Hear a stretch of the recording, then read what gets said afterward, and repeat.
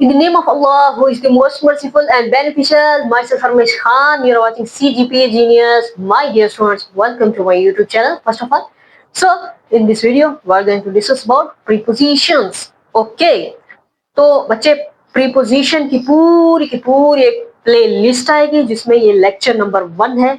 हम प्रीपोजिशंस को completely detail में देखने वाले हैं, उसके यूजेस, उसकी एग्जांपल्स, सेंटेंस रिलेटेड एग्जांपल्स और साथ में उसकी एक्सरसाइजेस वगैरह, एमसीक्यूज, हर चीज करेंगे, डिटेल से देखेंगे, एक एक प्रीपोजिशन को डिटेल से देखेंगे। तो सबसे पहले, क्योंकि ये लेक्चर नंबर 1 है, तो इसमें आप सिर्फ और सिर्फ प्रीपोजिशन जो वर्ड है उसकी डेफिनेशन को समझ लो और इसके साथ साथ कि हमें जरूरत क्यों पड़ती है प्रीपोजिशन की, किस जगह हमें जरूरत पड़ती है और सेंटेंस में किस जगह हम प्रीपोजिशन को यूज कर सकते हैं। हमें पता होना चाहिए कि हम कोई भी जुमला लिख रहे हैं या बोल रहे हैं तो हमें कब प्रीपोजिशन को इस्तेमाल करना चाहिए, ये हमें मालूम होना चाहिए। ठीक है, तो इसमें ये सारा हम देखने वाले हैं इस वीडियो में डिटेल से। अब ये कुछ प्रीपोजिशंस हैं वो मैंने लिखी नहीं है, कुछ का कंसेप्ट मैं आपको अभी दे रही हूँ इस वीडियो में। तो अगर आप चैनल पे न्यू है तो आपने करना है सब्सक्राइब, ठीक है, वीडियो को कर देना है like, share. Thank you so much. Okay, so pre का मतलब होता है बिफोर, पोजीशन का मतलब तो सबको पता है, पोजीशन मतलब जगह, हालत। ठीक है जी। अच्छा, सबसे पहले हम ये देख लेते हैं, इस प्रीपोजिशन को उर्दू में कहते हैं हर्फे जार।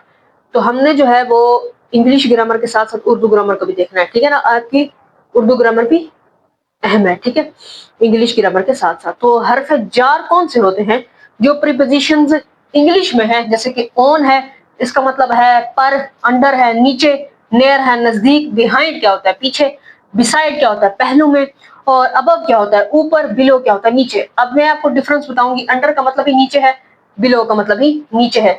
तो ये जितने जो सारे आपने लफ्ज देखे हैं, पर, नीचे, पीछे, पहलू में, ठीक है, तो ये सारे के सारे क्या हैं, प्रीपोजिशंस हैं जिनको हम उर्दू में क्या कहते हैं, हरफे जार कहते हैं। अब मैं ये कहती हूँ कि इसका वर्क क्या है प्रीपोजिशन का, तो हम कहते हैं the work of a preposition is to link. क्या है? लिंक करना। इस प्रीपोजिशन का वर्क क्या है? लिंक करना। किसको? नाउन्स को, प्रोनाउंस को और फ्रेजेस को to other words in a sentence.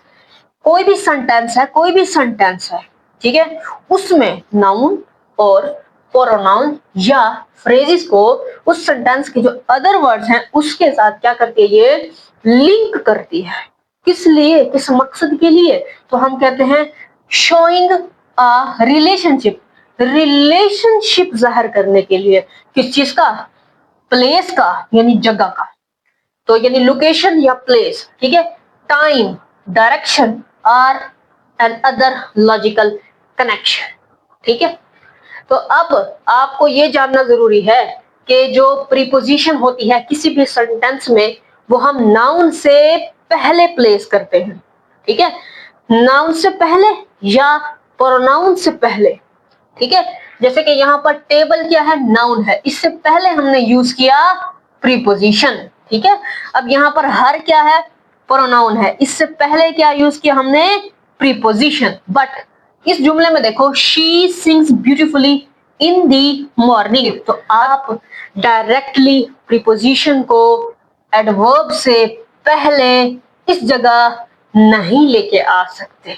ठीक है, क्यों? देखो, शी सिंग्स इन ब्यूटीफुली कभी नहीं बोलोगे, शी सिंग्स ऑफ ब्यूटीफुली कभी नहीं बोलोगे, शी सिंग्स एट ब्यूटीफुली नहीं बोल सकते, शी सिंग्स ओवर ब्यूटीफुली नहीं बोल सकते। कहने का मतलब ये है कि ये जो आपके पास एडवर्ब है, डायरेक्टली एडवर्ब से पहले हम प्रीपोजिशन यूज नहीं करते। हाँ, एडवर्बियल फ्रेज से पहले आ जाती है प्रीपोजिशन। ठीक है ना, एडवर्बियल फ्रेज से पहले आ जाती है। ठीक है, तो ये जो प्रीपोजिशनल फ्रेज है, यानी किसी नाउन से पहले अगर प्रीपोजिशन आ जाए तो प्रीपोजिशनल फ्रेज होता है जो एडजेक्टिव के तौर पर यहाँ काम कर रही है। तो यहाँ पर प्रीपोजिशन आ रही है, ठीक है ना, ये वर्बल फ्रेज है, ठीक है, ये फ्रेजेस हैं। फ्रेजेस को यानी डायरेक्टली हम नाउन से पहले पुट कर सकते हैं, प्रोनाउन से पहले पुट कर सकते हैं, ना ही डायरेक्टली हम एडवर्ब से पहले पुट कर सकते हैं, ना ही हम एडजेक्टिव से पहले। अगर मैं कहती हूं शी इज अ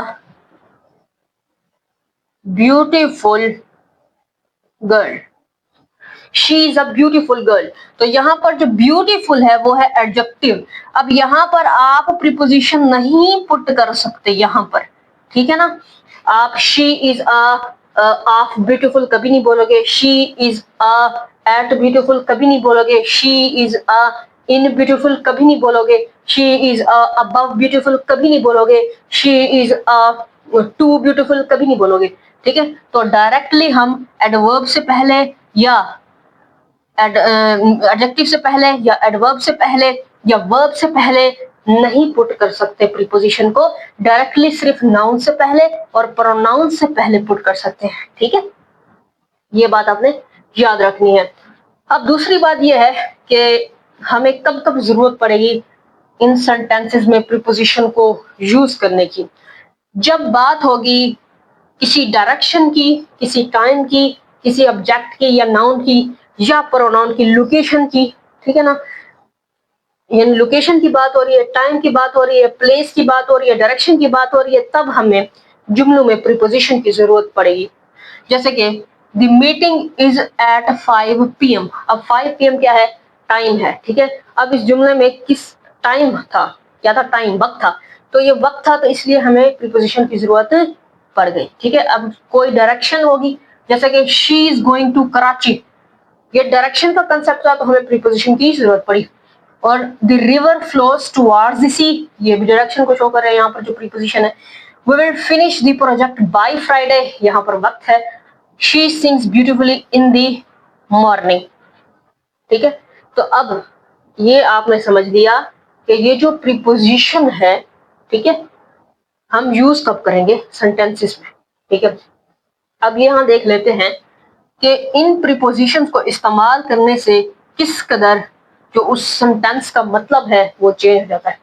अब हम कहते हैं the cap is on the table, इसका मतलब है जो कैप है वो टेबल के ऊपर, टेबल पर यानी कि पड़ी हुई है, ठीक है।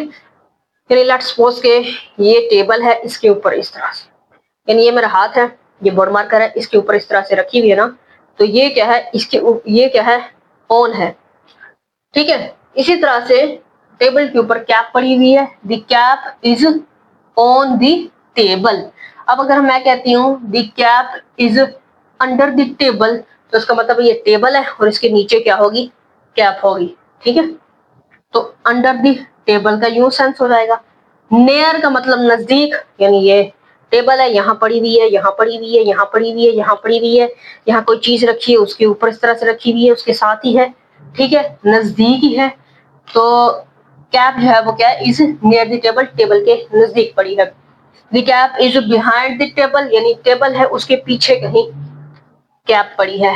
इसके साथ है the cap is above the table, यानी ये टेबल है और इसके अबव पे कैप पड़ी है, ठीक है। The cap is below the table, यानी टेबल है, इसके ये अबव होता है और ये इसके क्या है? बिलो है, ठीक है। अगर इस तरह है तो ऑन है, अगर इस तरह है, इस तरह, तो क्या है? अंडर भी है और बिलो भी है, ठीक है। अब हम डिफरेंस देखेंगे कि अंडर में और बिलो में क्या डिफरेंस है। अब डिफरेंस देख लेते हैं। ये देखें, ये है the cap is under the table, इसका मतलब है जो कैप है वो टेबल के नीचे है, और इसका मतलब क्या है? The cap is below the table, इसका मतलब है जो कैप है वो टेबल से नीचे है। अब के नीचे और से नीचे में फर्क है। अगर आप दरख्त के नीचे बैठते हो, दरख्त के नीचे, तो आप अंडर द ट्री बोलोगे, ठीक है।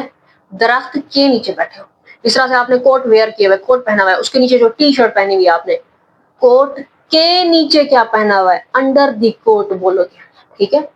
अब यहाँ पर मैं आपको बता रही हूँ कि कोई कैट है, उस या कोई भी चीज है, उसके ऊपर ब्लैकेट डाल दो। कैट है, ब्लैकेट में छुपी हुई है, ठीक है। अब वो कैट बिलो दी ब्लैंकेट नहीं है, अंडर दी ब्लैंकेट है, क्योंकि वो ब्लैंकेट उसके साथ क्या हो रहा है? टच, ठीक है। तो यानी कि जो अंडर का सेंस है उसमें क्या हो रहा होता है, यानी कि अगर किताबें टच हो रही होती है यानी कि फिजिकल रिलेशन होता है, टच होता है। जैसे कि ये हाथ है ना मेरा, अगर मैं कहती हूँ ये इसके नीचे है, ये क्या है, इसके बिलो है, ये बिलो है, ठीक है। अगर मैं इस तरह से टच कर देती हूँ ना तो ये अंडर के सेंस में आ जाएगा। जो बिलो का मतलब होता है, इसका मतलब होता है दर्जे में नीचे होना, मातहत किसी के, ठीक है। He is below the director, वो डायरेक्टर के मातहत है, ठीक है ना। अब ये ऐसे इसके नीचे है ना, बिल्कुल आप, ये इसके नीचे है, ठीक है। तो अब आप बोलोगे बिलो। अगर ये इस तरह से मैं टच कर देती हूँ ना इसके साथ, जिस तरह से ये समझो ब्लैंकेट है और ये इसके ऊपर ये ब्लैंकेट पड़ा हुआ है, ठीक है।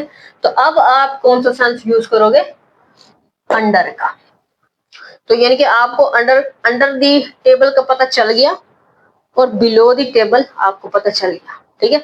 बाकी ये जो फ्रेजेस है इनको डिटेल में हम फ्रेजेस की वीडियोस में देखेंगे। बाकी एक एक प्रोपोजिशन का जो यूज है उसको हम डिटेल में देखेंगे। बाकी ये बिलो की एग्जांपल्स डिटेल में देखेंगे। बाकी इन सब प्रीपोजिशंस की जो एग्जांपल्स हैं वो हम डिटेल में देखेंगे, मजीद आपको अच्छे से समझ आ जाएगा इंशाल्लाह।